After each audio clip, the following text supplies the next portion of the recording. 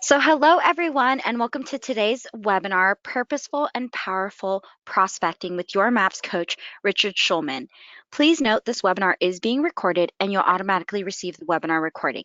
If you have questions for your coach, please type them into the questions box located in your webinar taskbar. Following the webinar, if you have any questions about today's coaching call or coaching program, please email us at fasttrack@kw.com. All right, Richard, that's all for me. Go ahead and take it away. Thank you, and good morning, everyone. Welcome to our class. So let's jump right in and talk about lead generation and conversion. First, before we start with the actual material, I want to give you a little bit of the premise of the class. I am sure you guys are aware of the changes in the real estate market. I'm sure you guys have seen the articles in your inbox or in discussions on Facebook and such. We're in a changing industry. I've been doing this 15 years. Some of you might be doing this for 15 years or longer, and some brand new. The nature of the agency relationship is changing, and every time I see people panicking online about this product or that product or this website or that website, I'm always reminded of the one constant fact of our business, that our business is a business of people. We are in the business of building strong relationships and being the advocate for our clients. And if we do that, and I'll be purposeful and say when we do that, we will never be replaced by an inferior product, right? I mean that sincerely, that I think the alternatives to a full-service, high-quality realtor are inferior and will always be inferior, and it will be our job to be the advocate for our client, the emotional support for our client, the financial guider for our client. So with that being said, let's jump right in. What are we doing? We're going to try to figure out, how do we build powerful relationships? Now, who am I? I'm Richard Schulman. I run a sales team in the Los Angeles area. Last year, we did $140 million in sales. Right now, we have about $30 million in pending sales for our team, and we're doing that with a zero budget for marketing for new business. We have a budget for marketing our existing listings. We have a zero, write that down, $0 budget for new business right now. We have been purposeful about cutting our spending. We're reinvesting in our human capital. We're dedicating that money to our people and our systems, our technology. But right now, we're spending no money on outbound marketing. How are we doing that? How do we have $30 million in pending escrows right now with that? So let's start with a little project. I'll give you guys a couple minutes to do this. If you don't finish now, just so we can sort of stay on our time schedule, you can do it afterwards. But let's text 5 people right now for appointments. This is one of my most successful activities. If you go and text 5 people right now, then you will get an appointment. I promise you, you will get a direct appointment.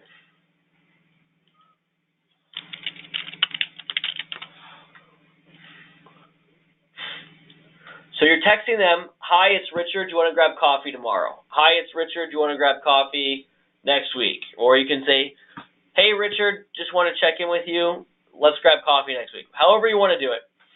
We just want to meet with people face-to-face. Now, the end goal of our businesses is to build a database of clients that are loyal advocates of ours. And the way we're going to do that is we're going to start with the end in mind. The end in mind for us is, what would it take to get 250 to 500 really committed clients, right? You don't need more than that. It doesn't matter your price point. It doesn't matter anything else. If you had somewhere between 250 and 500 really loyal, committed clients, and maybe another 500 to 1,000 people who knew you, who you might get business from, but that core 250 that would give you all of their business and their referrals, you could have a very nice life in real estate. And you will not need to spend money on marketing. You will not need to knock on doors or circle dial or anything else that I'm not a fan of. Now, you may need to do those things to get that database built. Don't forget that. All right, so hopefully you've texted people. Let me know in the question bar if and when you get an appointment. We're just trying to make social engagement appointments, right? So text 5 people now. There's no prize, don't worry. So this is a sample of the Marathon Lead Gen class. This is the 3rd call on the Marathon Lead Gen class. We're going to do about half of it today on our promo webinar. We'll give you a good sense of what's going on. Now, I believe that the best way to get new business right now is by finding motivated buyers. I think if the question is, Richard, it's the end of July.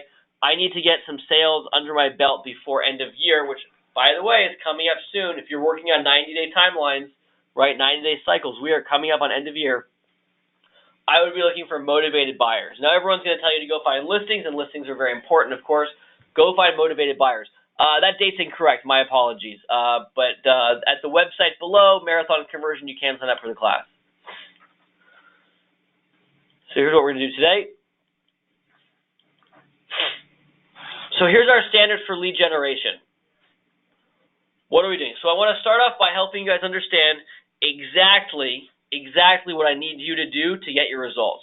And if you don't want to do it, it's fine, but I'm going to tell you that real estate may not be the right business. And I start with this with the important point that this is the way to success, is that you need that outbound lead generation time. So if you are a new agent or you are underperforming where you need to be, that number is much higher. But I will tell you from experience that you need to spend 10 to 15 hours per week on the phone, purposely outbound dialing. Right? What I mean by that is you're calling potential clients, past clients, etc. Not calling your escrow, not calling another agent. You need to spend 10 to 15 hours a week on the phone talking to potential business. That is your only job. Now, your next job, once you do that job, is to set face-to-face appointments with those people. Those are your only two jobs. Everything else is a sideline. If you call people and make appointments with them, you will do business. It is not that hard. At the bottom there is my favorite bold law. You can have reasons or results. You cannot have both. If you tell me I don't have time to make phone calls, I would love to walk through your schedule with you. Right? All right. And I'm skipping a couple things just to hit our times for today. But when you do take the class, everything will be included. We'll go over everything. So I'll give you a tip for that. What I want to do is I don't want to make 3 hours of calls every day or 2 hours or somewhere between the two.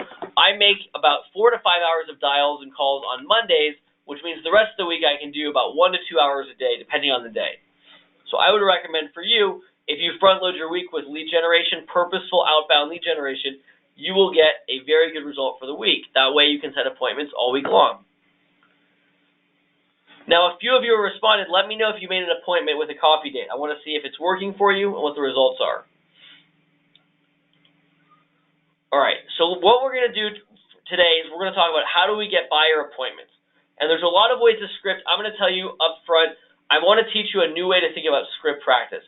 We are not going to be thinking about script practice as a different script for each event, right? Right now, what you guys are probably doing are trying to learn an open house script, an inbound lead script, an outbound lead script, a door knocking script, a circle dial script, right? It doesn't work because there's too many for us to learn. We never master them.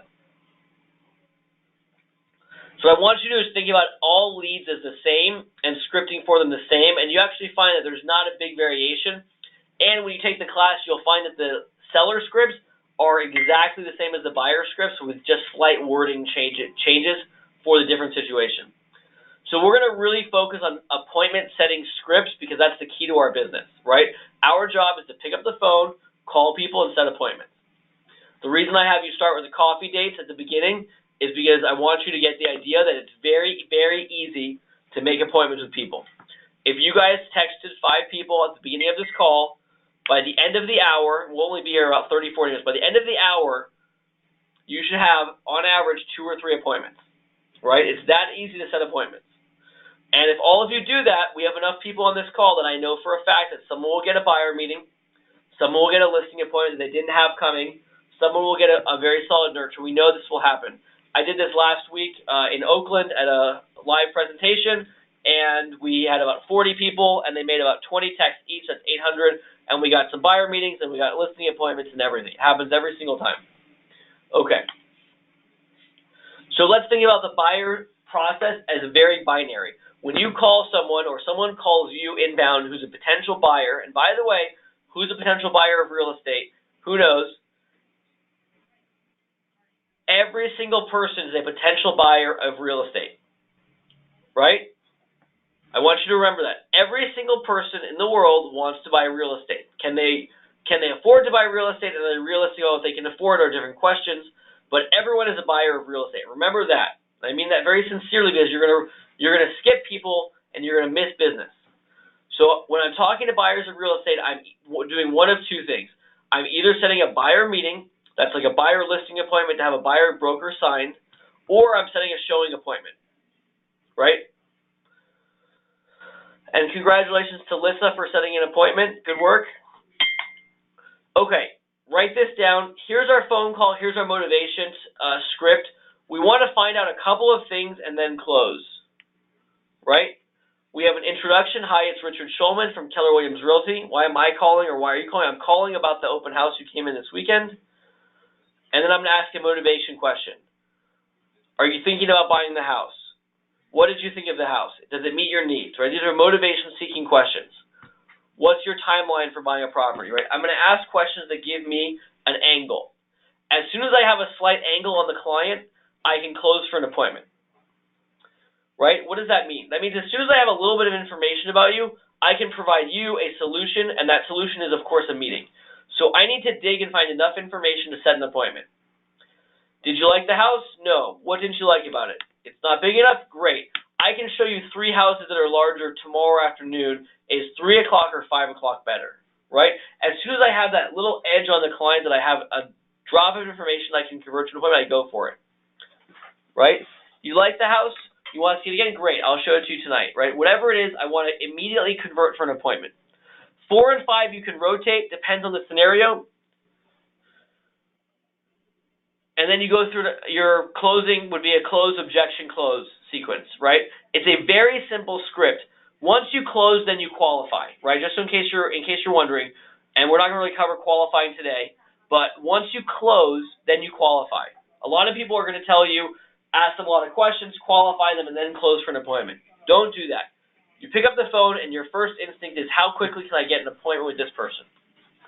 Right? If you do appointments over the phone or you do them online, you can and will be replaced. Right? This is a relationship business. Now, here are the qualifying scripts. You can write them down. We're not going to really go into them today, but you can write them down or screen capture them. It's fine. Tell me about your search. What's important to you in a home? Are there any other properties you want to see? Are you working with an agent? Are you paying cash for financing? Do you have another question about the buying process? Very simple, right? It's enough for me to have a good buyer meeting with them or a good showing with them. Now, you can close for a buyer meeting or for a showing in much the same way, right? Those are basically your two options. We're going to close for them basically by finding out a little bit of information and using that information to convert into an appointment. Does that make sense to everyone?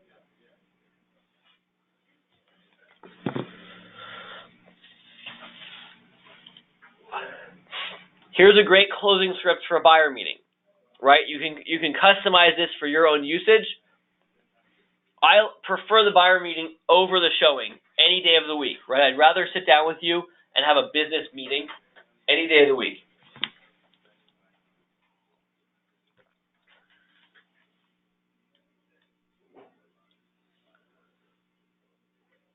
Now, the buyer meeting you can convert to anytime you're talking to a potential client who's not ready to directly see a home, or if they have a lot of questions, even if they do want to see a home, they have a lot of questions. You know, it sounds like you have a lot of questions. It would be great if we sat in my office to talk about the buying process. While we're there, I can show you how I can get you a great value on a home. How does that sound? Great. Okay. If you have any questions, let me know. If not, we'll keep moving on. Okay. And then we're using a lot of the tie-down close. How does that sound? I would write that down. You know, one of the things I'm really strict about when I'm teaching is I like to people write down notes by hand. It's the best way to learn. It's the best way that you're going to internalize these notes. If you see something on here you like, you should be writing it down and implementing it into your business using like a 66-day plan. I'll teach you how to do that in the class, but that's a simple idea is that if you like this tie-down close, it's a great close. Write it down, start using it. All right, what's a buyer meeting? Most of you know this already, but just to cover it, we absolutely require that before you start working with a buyer, you have a sit-down buyer meeting. The buyer meeting should be an expectation-setting meeting and a rapport-building meeting leading to a signed buyer-broker agreement. At the end of this, the buyer will sign a buyer-broker agreement with you and hire you to work with them.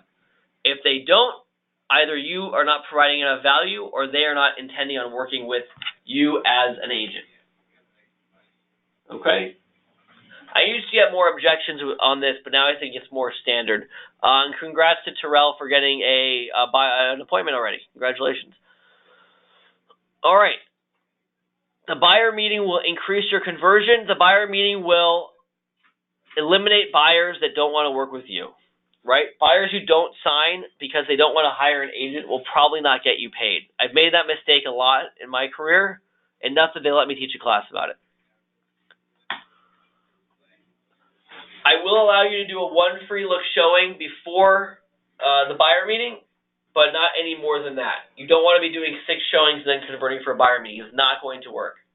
The buyer meeting is always, always best by itself. When you try to do it at a showing or in between a showing or right before or after showing, it does not work as well.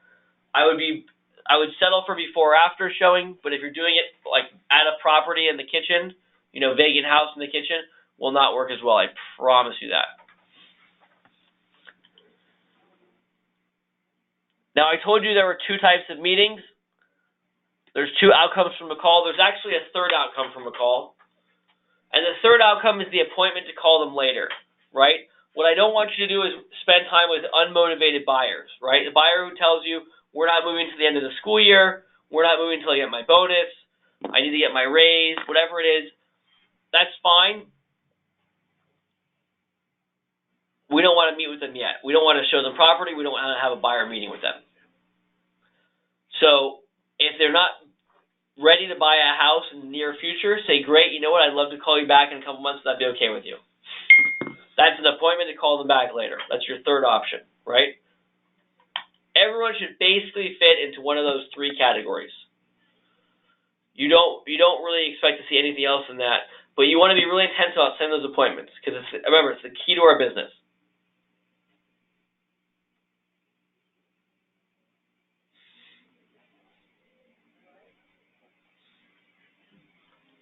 Oh, sorry. Note on financing. When we talk to buyers, we are going to absolutely qualify hard on financing. I'm going to cover a lot of this in the class. Your buyers have to be pre-approved, and you want them pre-approved by your lender. If you're new to the business, I promise you when the market shifts or as the market continues to shift and the loans get tougher, I promise you you're going to get burned more and more by this. When we work with buyers, we have them approved, and we schedule an appointment with our lender to approve them. Okay? Sorry about the dates here. That's my error on the dates. The website below has the correct dates, and we'll send you a link. If you love the class, there's the information. Don't worry, there's a little bit more coming. Don't go anywhere. All right, what are the objections from buyers that we want to cover? Now, a lot of buyers are going to give you these objections. We're going to spend a lot of time objection handling. If you can master, that is absolutely master, the concept of picking up the phone and setting buyer meetings, you will do very well in real estate. You need no other skill other than the skill to set these meetings to do very well in this business. Who here has heard this first one? I'm waiting for the market to cool down. I'm looking for a deal, right? Or anything related to that. I'm hearing that a lot. A lot of people are telling me that right now. The answer to that is, tell me what that looks like to you specifically, right? I want to know what that really means to you, right? Don't try to go back at them and tell them how great the market is. Find out what they're looking for, right? Ask questions. Read that line there in the third section. Take the emotion out of it. Tell me what you're looking for, and I'll let you know if I can find it. You want a 30% discount off market prices? I'll call you when I have that, right? I don't really have that. You want prices 10% lower than last year? We have that, right? That's available in our marketplace. Here's another common one that you guys are hearing a lot of. I'm only working with listing agents. Okay? Personally, some of you may disagree with me. I don't think it's worth our time to argue with those people. I don't think it's the right strategy. I don't think they're best served that way. I think there's a lot of trouble with that. That being said, they want to do that. I'm not going to convince them otherwise. Right? The solution for these buyers is to go lead generate more and better buyers. There were 11 million commission checks cut last year in the United States, right? You only need a tiny, tiny fraction of them to have a very nice business. Read that last line like 4 times. This is a huge mistake we make. We're so lazy about lead generation that we accept working with subpar clients. you don't have to work with every person that agrees to look at a property with you, right? When I was a new agent, I worked with buyers. I still remember them, and they told me they were working with every agent they could, and they would only work with the agent who sent them a property first. And that was absolutely true until I sent them the property they bought first, and they went and wrote an offer with another agent because of whatever reason they gave to me that day. And I tolerated and accepted that behavior. I have a question in from Allison. What if you don't have enough people to contact? Well, I'll give you a few answers for that. So first of all, I would cast a really wide net. The really wide net has got to be everyone that you possibly know, and I mean everyone. People that I've sold a house to or been close to selling a house to, my mom's hairdresser, my parents' tenant, my dentist's son, a guy who trimmed trees at my house. Those are the ones off the top of my head. Cast a really wide net. People I didn't sell houses to, or people I went to high school with who I, quote, forgot to tell I was a realtor, right? People who I didn't actively prospect and follow up for business. A friend of mine's house is for sale in my neighborhood now, and I didn't prospect them enough for business. Someone else wanted it more. That's not their fault. That's my fault. So cast a really wide net. Everyone you know who lives in your area. Now, if that's not enough people, then you've got to be social and join some groups. I did adult dodgeball. That's another story. 3-time champion. A lot of people there buy houses. They're all Facebook friends of mine now, and now they all know what I do, right? People from my gym, everyone that I meet out and I can convert. And if that's a struggle, open houses are the next best source. And then the next best source after that, I would say, is look at joining a team. So those sort of like the progression of what I would do to generate business. I'll tell you that for a lot of people, if you're new to an area or outside of area, joining a team is the best way to get a built-in database. Of my 10 salespeople, 3 are born out of the country, 6 are born out of California, 1 born in California, 2 counties away. That's just the business that we're in here, right? Okay. Another objection on working without an approval, I just don't do it. I know that if you guys are new and excited, I watch the new agents all the time. If someone is willing to go look at a house with them, they will show them a house, even if they're not qualified to buy a house, even if they're not approved for a lender, if they're not motivated or realistic, right? Be intense about your standards. I always ask people this. It depends on the area. So here in California, I get longer answers. How long does it take you, if you left your office right now, drive to a house, wait for the client to be late, show them the house, do your intake follow-up, then drive back to the office? I'm guessing it's an hour and a half to 2 hours for most areas. Maybe an hour on the real light side with light traffic. That's an hour to 2 hours of prospecting you're losing. Is it worth it to you? Again, this is about being intense with our standards, right? People who don't want to meet with you, it's a real red flag. Serious buyers are willing to sit down with you and meet with you at the buying process. We'll work on covering some scripts for this during the class, of course. Now, when I talk about we're going to learn how to objection handle, we're not just going to memorize a list of objections, right? I find that to be the wrong way to do it. I want you to be really thinking about the process of objection handling, right? What does that mean? That means what's the actual format? When someone says, here's my objection, the answer isn't, the market's great, just buy a house and it'll eventually be worth more, right? Ask questions about what's important. Provide them fact-based information, not your opinion. So I was coaching one of my agents yesterday, and she has to do basically a price reduction script with a seller, and I said, go print out the data. What's the data? How many sales in the building? How many sales in the neighborhood? Just show them the data and ask them what they think, right? Market-based information, ask questions, open-ended questions, and never argue or disagree. That makes people defensive and non-cooperative, right? Now we're going to go deep into this. We're doing a sort of a surface skim for today. But this is really crucial, right? How do we talk to and engage with people? I used to be such a script warrior. You would have an objection, and I would give you 14 objection handles, and you wouldn't work with me because all I was impressed with personally was just trying to out-object you, right? I was going to out-objection handle you and win that battle, and that's not the way to do it. The way to do it is to build rapport and to influence decision-making, right? All right, so here's a couple more objections I want to cover. So what you can see from what we're covering here today is that we're going to go really deep into how do we actually set a really solid buyer meeting. These are really, really easy to set if you just call enough people and ask them for the appointment, right? If we're not asking people for the appointment or telling them we're going to do an appointment, they're not going to ask you for a buyer meeting. Okay, objections. I'm working with an agent. Ask questions. Who's your agent? Where does he work? Are you happy with his services? Right? This is question-based objection handling. Look at the previous slide. Ask questions, right? Open-ended questions. I'm working with an agent already. Great. Who's your agent? When you ask these questions, you find out that most people who, quote, have an agent don't really have an agent. Now, if they have an actual agent working for them, don't interfere with that. That's not what we do.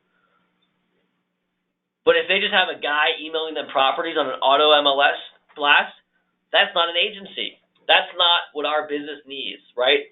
That's an automated thing. Our industry needs humans doing this at a higher level.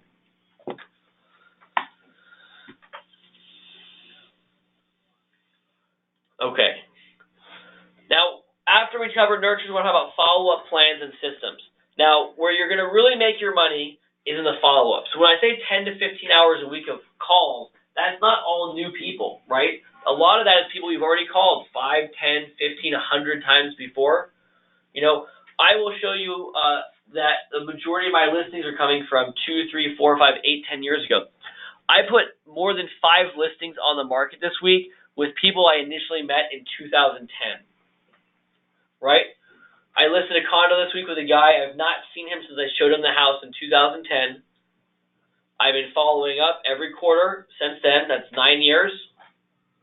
And he hired me over the phone to sell his property. No appointment, no question, no commission haggling. I had been the guy following up for 9 years with good information, vendor referrals, purposeful calls. And when you do that, it's free business. So when I say the best thing to do is go get buyers, it's because your buyers become sellers, right? My business is based off the fact that I was a heavy buyer's agent in the downturn last time, and I sold hundreds of people their home out of foreclosure and short sale. Those people made a lot of money, and I have to keep reminding them how they got that house. It was because of my brokerage, and they will come back to me. I relist almost every property that I've sold that comes on the market, right? It's your follow-up plan. How do you do that? You're going to make coffee dates with these people. Some of them, like the one I mentioned, aren't going to meet with you. If they're not ready to meet with you or interested in meeting with you, that's fine. It's better if you do. Today I'm meeting with someone I sold a house to 2 years ago. We'll see what happens, right? That's my business right now. Sell you a house, follow up with you forever, right? I want those 250 to 500. I have 262 in my personal database. I just want those people coming back to me over and over again. I'm going to systematically follow up with them forever, right? It never stops. Let's talk about open house leads, right? I had this conversation with a new agent on Monday. When do you call your open house leads? He came in Monday at 11:30, hadn't called his open house leads yet. Why? You get busy on Mondays, right? A lot of good Facebook and Instagram stuff to cover, right? So what do? Do not drive your car away from the open house until you've contacted or attempted to contact all of the open house leads. Simple system, right? You will be the first one to do it. I promise you that's a great way to get a meeting, right? You get an open house lead, Allison, you convert right away for a meeting. All right, quick recap, and we'll wrap up in a couple minutes. It's a simple business. We want to find people, put them in our database, nurture them, and convert them to appointments. That is the entire business. It sounds very simple. We're going to do about 8 hours of material in this class, mastering it. We're going to absolutely master this process inside and out. When you master this process, you will be a successful real estate agent. There's no way around it. When you master the idea of collecting data from people, nurturing them, and having purposeful business appointments, you will succeed. That is the entire business. The class is Marathon Lead Gen and Conversion. There's a sister class about investment properties that's parallel. It's not before or after. You can do both or either. This class will get you to be an absolute master at the idea of converting into appointments, buyers and sellers. And from there, you will succeed, because once you have relationships, you will succeed. We're in a relationship business. So I hope to have you on the call. Ignore the date. We'll send out the new updated dates after this. I apologize for the error there. Ignore the dates, but the class Marathon Conversion is starting soon. We have an incredible format. Like I said, it's about 8 hours of material start to finish. I will provide you all the scripts and everything else so that you have, and everything that we do is exactly the same as what my team does. So everything here that the Schulman team is doing, we're going to show you how we do it. It's an inside look at our lead generation process. So if I don't have any other questions, I will look forward to seeing you guys on the call. And an email comes out. If you have any other questions, just email back from the email that we'll send out with a link to this recorded webinar. Thanks, guys, and I will talk to you soon.